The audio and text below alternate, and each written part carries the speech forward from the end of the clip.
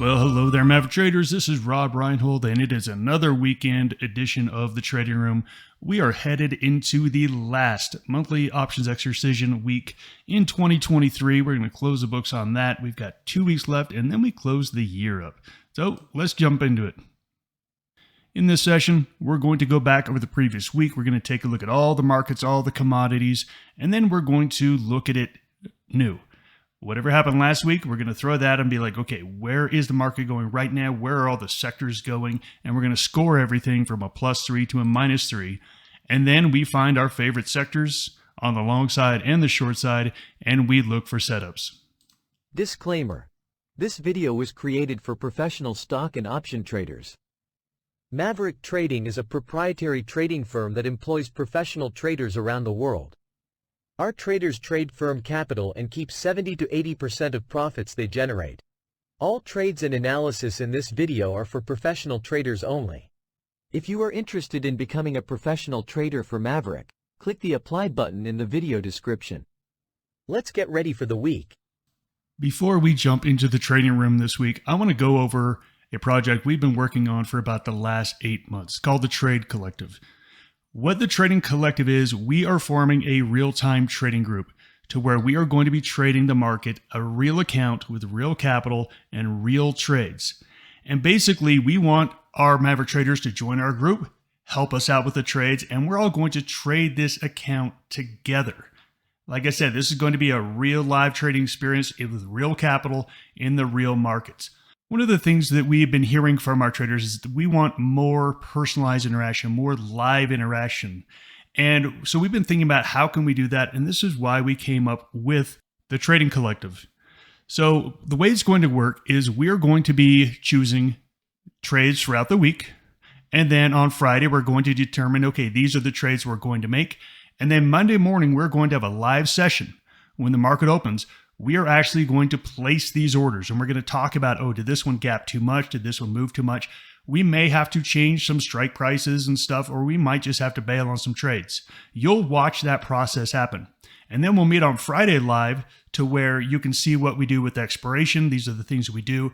You're going to be watching a portfolio be traded and grow week after week after week. You can join and help us out. You can just sit there and watch.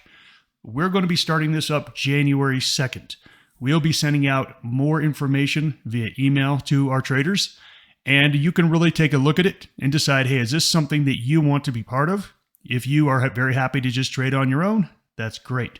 But again, we've heard you. You told us, hey, we want a little bit more live interaction. So this is the project we've been working on. As I said, there will be more information coming out to you in the next few weeks, but this is something we're very excited about.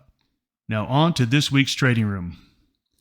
Last week, let's take a look at what the numbers were and what happened. We were calling for a market to stay bullish. Now look, I've had several conversations with traders that were like, Rob, we're going to pull back. We've run too far. And I've been very vocal saying, no, we're not going to pull back. Now look, no one knows what's going to happen. I'm just giving my opinion.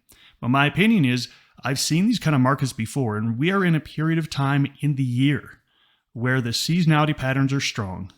We typically have a bullish December. We had this big rally, and people are chasing performance. All of these things together really made it to where my outlook, and you heard it last week, was we're not going to pull back. And I talked about how the bid was thick, how there were so many people buying on the bid. Look, they're not chasing the market higher. But if the market pulls back, they're buying. We have completely seen that this week. We'll take a look at a chart and you'll see there were virtually no pullbacks. We gapped down on Monday, and by the end of the week, we were all the way back up to where we closed last Friday. Several things have happened to really even make this more of a bullish environment. Interest rates got all the way down to 4.1%. If you remember, 2 months ago, we were knocking on 5%. 4.1%, that is super bullish. We also have oil down at $71. That's very bullish markets. And we are seeing a little bit of slower economic data, but it is Goldilocks. Now, for those of you that don't know about Goldilocks, Goldilocks is a nursery rhyme or a bedtime story for kids. And Goldilocks goes in and says, oh, this porridge is too hot. This porridge is too cold. Oh, this porridge is just right. When you say it's a Goldilocks economy, what we're saying is for the Fed, it's not too fast. It's not too slow. It's perfect. If you take a look at the first report, ISM Services, this is 2/3 of the economy. It was slightly stronger than expected. So that's a good thing, but it's not too hot, but it's not weakening too much. That's actually a good number. Then we get job openings. And job openings are coming down. Remember, the Fed talked about it was well over 10 million. They want to see that lower, and it is lowering. We got ADP employment, 100,000 jobs. It wasn't 131,000 jobs as expected. Everything was looking pretty good. And then we ended up getting a slightly better non-farm payrolls report of 199,000. This is a Goldilocks. These are the numbers that the Fed has said we want to see these numbers. And then you get consumer sentiment where the consumer is feeling very, very positive. This is Goldilocks. This is where it's not too hot for the Fed. It's not too cold. It's just right. The economy just made a 5% GDP print last quarter. This is Goldilocks. This is why I'm bullish here in December. Is there really just isn't any reason for anyone to sell in December. Now look, January, totally different story. We will make a totally new viewpoint in January, but for right here, right now, I think we have 3 really easy weeks. I don't think they're going to be huge upsides, but I think we just grind higher. Let's take a look at some of the trades we talked about last week. This was one, American Tower. This was in the real estate sector. Now, we did a diagonal call spread. So we did a 205, 210, or 200, 210. And you can see on Friday, it did get hit. So on Friday, we took a hit down to 206. 210 was our upper strike. So my short call expired worthless. I'm in a small loss on this one, but that's what we love about diagonal call spreads. It really is a very, very minimal loss at this point. We also were in a diagonal call spread on Cardinal Health. Well, Cardinal Health basically went sideways this week. That's exactly what we want to see with diagonal call spreads, is them going sideways. That's fine. That's a profitable trade for us if it goes sideways. We also had a little bit more directional trade on Packer, PCAR. You can see this thing had a nice high base breakout, and this stock was up 2.5% for the week, and it looks absolutely fantastic. The next trade, we did a diagonal call spread on Dow Chemical. Same thing, high base breakout, but you can see this thing said, no, I do not want to go up. And in fact, I want to go down every single day. Dow ended up down 2.6% for the week. Now look, this one is a little bit more serious loss on the diagonal call spread, but we are still at acceptable levels. We are still holding this support line. If it does go below that, we want to cut and we will redeploy that capital somewhere else. And our lone bearish trade for the week was ExxonMobil, and you can see it was a very nice trade. This was only a 1-week trade, and this ends up being a max gainer for us on ExxonMobil. The energy sector is still looking good for some bearish trades. Let's take a look at the market numbers and what happened last week. The Dow was basically flat.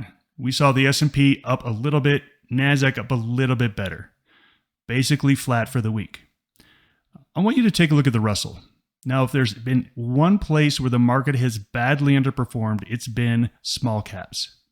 One of the reasons is that higher interest rates are really bad for small cap stocks. With interest rates coming down, I expect small caps to play catch up, and they have been outperforming all the other markets over the last 3 weeks. I expect small caps to continue to outperform. And look at oil and gold. Holy cow. Now look, gold has had a monster rally.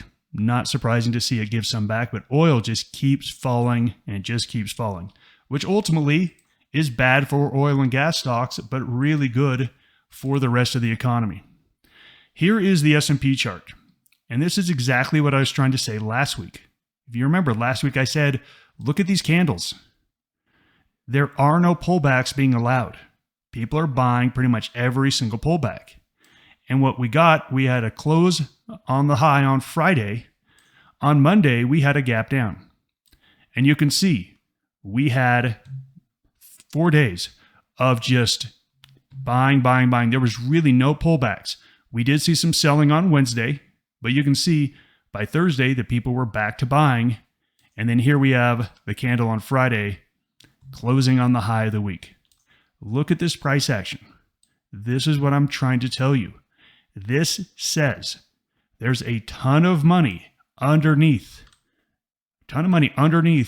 Chasing this market. It's not chasing it higher. It's not like they're hitting the bid, but anytime any selling comes into the market, the bid is a mile thick. This is why I don't think these markets go down, because there is a bunch of money sitting out there wanting to buy this market. Let's take a look at the interest rates. I've been talking about that quite a bit. We were up here at 5, and now we're all the way down. We got to 4.1%. That is a crazy move, and that is, again, so bullish for equities. Here is the chart of oil. Where were we? Well, we were back up here at $90. Where are we now? We got to $69 at the low. This is all, again, very, very bullish for the markets.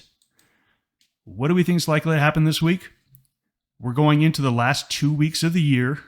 This is going to be the third of the last week of the year. But once we get through this week, it's now into holiday trading. The last 2 weeks of December are very likely going to be up weeks. That's what the seasonality pattern says. That's what the almanac says. They're not big up weeks, kind of like the week of Thanksgiving.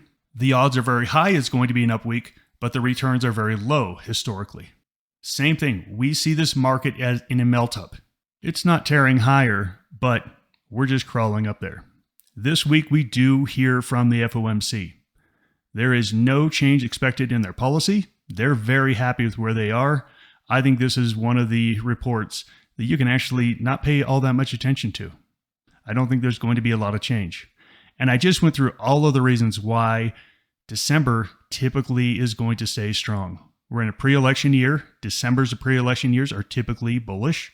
We have the Santa Claus rally at the end of the year. We have year-end performance chasing.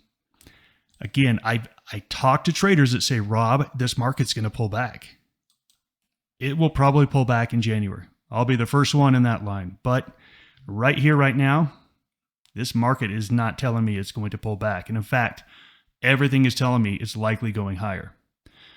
Let's look at the calendar for next week. Tuesday, we get the CPI. The CPI is ahead of the FOMC meeting. This is why I don't think the FOMC meeting is going to be all that big of a deal. I think the CPI is going to be a big deal. If the CPI comes out hotter than expected, then I think the market is immediately going to say, well, the Fed's going to be a little bit more hawkish than we expected. Okay. If inflation keeps doing what it's done here in the US and around the world, continue to fall, I think people are going to just go into this Fed meeting saying, we already know what they're going to say. They're happy where they are. They're going to be vigilant, blah, blah, blah. Pretty much what we've heard. For the rest of the week, we do have retail sales on Thursday. These numbers have been better than expected. As you can see, this is really a Goldilocks economy for the Fed. And frankly, for traders, it's kind of a Goldilocks market going into the end of the year with 3 weeks. As I said, I don't think it's going to be a crazy good 3 weeks, but I think you can count on 1, 2, 3% higher in the market, which means there's lots of good trades. And especially when there's no pullbacks to put pressure on your trade, that's when it's really, really nice to get into this bullish market. So we're at a 2.5 plus. We could go to that 3, which is really close. The 50-period moving average is sloping up a little bit now. Look, for all intents and purposes, this is a great, great market. We've got a +1 for the week, meaning we think it's going to be a mildly up week, kind of like the week we just had over the last 2 weeks.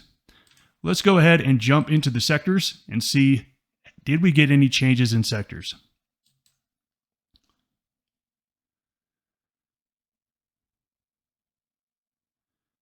If we take a look at the performance, you can see 2 things stand out. We see that communication services, that had kind of been lagging a bit, they got a bid. Money came back into Comm Services. And then you can see Money kept coming out of energy, and materials gave back quite a bit as well with that big pullback in gold. Everything else, very, very flat, pretty much market perform. Technology performing a little bit better than everything else, but really not a big week as far as movement goes. Let's go through these charts fairly quickly, and there's really only 2 sectors that even made a rating change this week. Here we have utilities. We're at a +2. We were at a +2 last week, so no change to utilities. Moving into communication services, we were at a +2 last week, and we're at a +2 this week. Now, we did get a little bit of excitement here. We did dip down below this 20 briefly, and then we recovered back by the end of the week. So there was no change by the end of the week in communication services. We go next to real estate. You can see all real estate did was base. We are at a +3, and it held on to its gains. That's perfectly fine. We are still at a +3 on real estate. Moving next into healthcare. Healthcare, we are at a +2. Healthcare did a high base, so there's no reason at all to do any change on healthcare because nothing really happened. Moving next to industrials. We were at a +3 last week in industrials, and take a look what it did. I love rising bases, and that's what this did. This did a rising base, where instead of just going sideways, it kept creeping higher. Rising bases are my favorite because they're showing me how strong it truly is. We did not get a rising base out of financials. We just got a normal base. That's fine. We were at a +3 on financials. We're going to remain at a +3 in financials. Here we have consumer. Now, consumer, we were at a +2 last week. And you can see we got a rising base. Again, very, very strong, breaking out. So we are moving up consumer from a +2 to a +3. Technology was at a +3 last week. We are at a +3 here. And you can see this has really been basing the longest. It was the very first to bounce in October, and it had the strongest rally. And then the rally broadened out, and we've been basing now for a month. I really like technology here for the next 3 weeks of this year. Basic materials had a big pullback. It had a big pullback. We were at a +2 last week, and we are still at a +2. It had a big pullback. Okay, that's great. No rating change here. And energy did have a rating change. We were at -1 last week, but you can see we did make a new low. Everything is going against the energy sector at this moment. Here's where we were last week, crowded up at the top at a +3. And this week it gets even more crowded because consumer says, hey, I want to be as strong as you. I'm going to come join you. And then the only other move we saw, energy weakening a bit. Look at this board. This is a broad market rally. Pretty much everything's going higher except energy. That's just where we are in this market.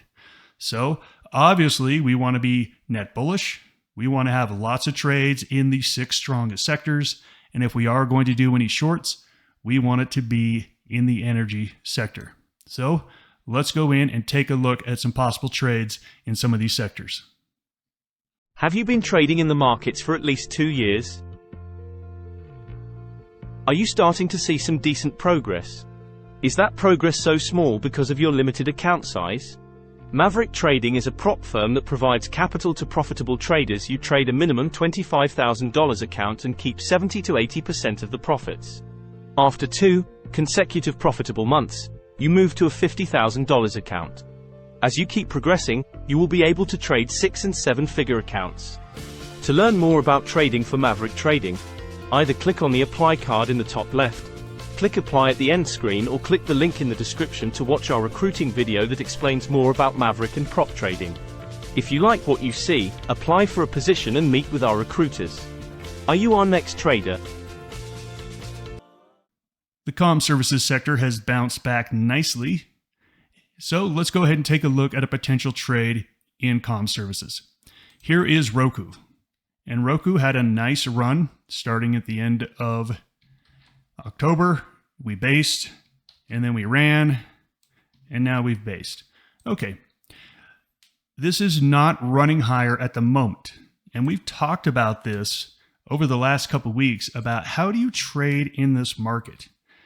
And especially, how do you trade in this market if you're one of those traders I talk about saying, Rob, it's gone up so much. How do I buy Roku here when it was at $55 and now it's at $103? How do I stomach that? Well, it's very easy to stomach if you do a wimpy bullish trade. So do a wimpy trade. Do a diagonal call spread. Do a targeted butterfly somewhere up in here. You don't have to go aggressively bullish. You can be a wimp. You can be a chicken. So here's a chicken trade for you right here. The December 29th, 100, 105 diagonal call spread. That is a very, very wimpy trade. So again, 105 is going to be your max gain point. If it goes higher than 105, you don't make quite as much money. Your break even is probably down here at 101.50, 102, somewhere around there. And look, if it does tank, then yeah, that's not a good trade, but we always have our position management in for that. Diagonal call spread. If you are having a hard time getting bullish this market, the diagonal call spread gives you the vehicle to be a chicken and to be a wimp and to get involved because this market isn't pulling back. The industrial sector is one of the best sectors out there. +3. We were in PACCAR last week, did really well for us. Here is Vertiv, VRT. As you can see, just a really nice high base breakout. And it's been basing for about a month. Really nice move on Friday. We like this one quite a bit. So how do you play it? I think you can play this one more aggressive. I like this December 29th, 46.49 bull call spread. But look, if you are saying, Rob, I just can't get bullish this market, I'm doubting it so much. Okay, be a wimp. Be a wimp. Do this 45.48. A 45.48 diagonal call spread is a super, super wimpy way to get bullish. It's going to be like this. As you can see, as long as it doesn't go down, you're going to make some money. Anything up above this line, you're profitable. Anything below this, you're not. So really, you're looking at like $46. Anything above $46, you're going to make some money on it. It's a good, easy way to get bullish when you're a little bit worried that you're going to have to sit through a pullback. The consumer sector is another one that joined at +3, so we want to get bullish on this. I need to add a little bit of sideways to my portfolio, but I want to become bullish in consumer. I'm going to do something, and it's not a trade I do much. I greatly prefer targeted butterflies over calendar spreads. Here's the problem. Monster only has monthly options. I don't want to go out to January on a butterfly, and I want more time than 1 week in December. So I had to go out and do a calendar spread. So long, the January 19th 55, short this week's 55. So as you can see here, what I'm doing here, this is mildly bullish. So my risk graph is going to look like this. 55 is going to be the sweet spot for 1 week. For 1 week. So I want this stock to drift up after having a big run off of earnings, big jump. It's just fading very, very little here. I want this thing to move up to 55. That for me is going to be best case scenario. And then I get to have 5 more weeks from December to January to play around with this 55 call. If it keeps going higher, I'm going to turn this into like a 55, 57 bull call spread. So I'll make money this week. And then if it keeps going higher, I'll go ahead and squeeze it for a little bit more. So this is giving me the ability to play this for 1 week, mildly bullish, asking this thing to go up $1. That's a less than 2% move to the upside. And then I get to take a look at it again at the end of the week and say, okay, what do I want to do with this January call?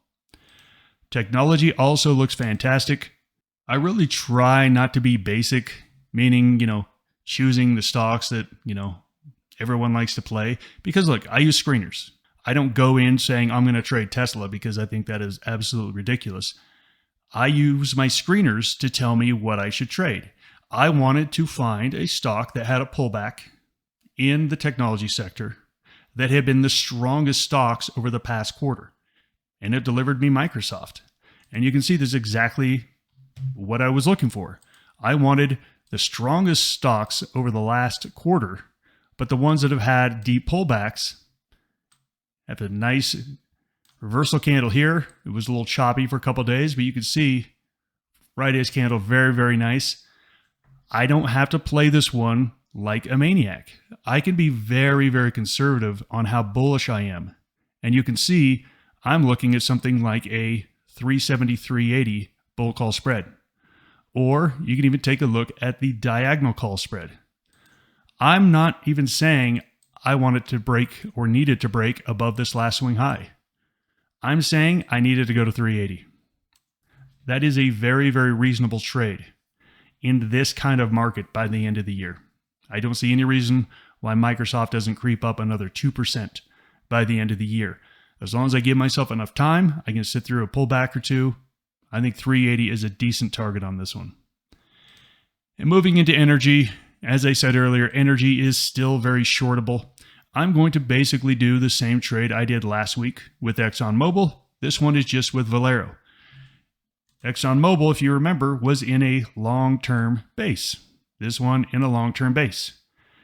And I'm going to put on a trade where I just say, hey, look, it's going to be a 120, 125 bear call spread. The stock is right in the middle of it, which means that I have about a 1-to-1 risk-reward ratio, which means the trade is going to be 50-50, statistically speaking. If it runs up above 125, I take a max loss. If it goes down below 120, I get a max gain. It's a 1-week trade. If energy continues to be weak, then this trade should be very nice, full gain by the end of the week. If energy gets a bounce, this trade is very highly likely to be a max loss. That's just how these trades go. Now, Mavericks, if you guys have any trades you want to share with the rest of the group, you guys know where to go. Log into the Maverick Trading website, go into the members area, jump on that forum. We love to see you chatter with everyone and everyone making money together. Let's wrap this up. The market's bullish. If you've been fighting it, stop. Just go with the flow. Look, you can fight it in January, okay? Now look, I'll agree with you. I think it's very highly likely we get a substantial pullback in January. I would not be surprised at all. Just move your bearishness out a month and look at this market right now and say, hey, this is actually a pretty decent looking market. I think there's some money to be made on the long side. Make your money on the long side. And then in January, go back to being a bear. That's perfectly fine. We've got a lot of things in our favor.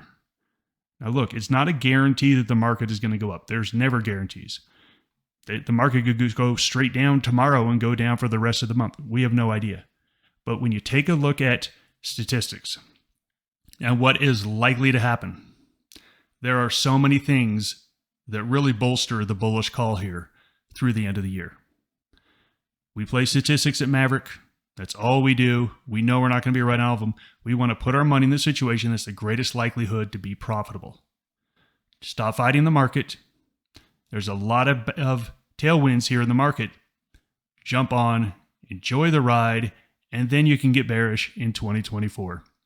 That's it for me. Everyone have a great weekend. Take care. Goodbye, everyone.